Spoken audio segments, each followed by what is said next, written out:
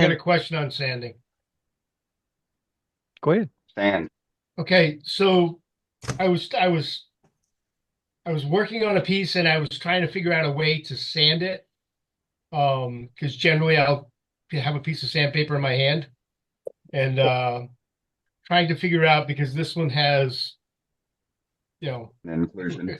it was actually much bigger when I started, but um so in sanding it, I was trying and Al might have tried something like this because I've seen him turn a bunch of weird stuff. Um, but trying to sand this, every time I sanded, I kept breaking off the edges.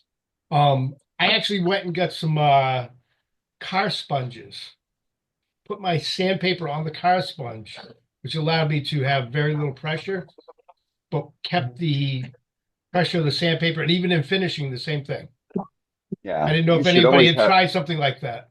You should always have a backer for your sandpaper. You should never do it with your fingers because what you're doing is you're making little camel humps and you're turning with your fingers because it's not flat. Okay. So mouse pads, yoga mats, um, foam from electronics, shipment boxes, um, even bubble wrap from your Amazon packages, all excel.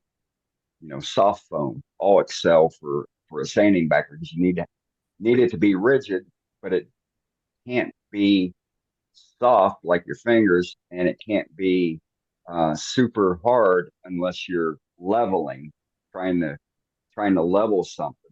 Then you can put it on, a solid piece of board, i.e., if you're doing rolling pins or a flat plate that it's supposed to be flat, because you're using it as a cutting tool, as a gouge per se.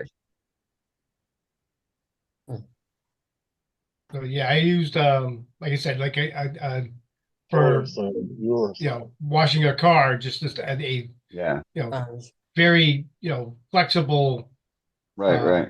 sponge. See, it seemed Yeah, to work, but I didn't know if it was something that I was doing because, like I said, I've always just used my hands. So yeah. I usually do too.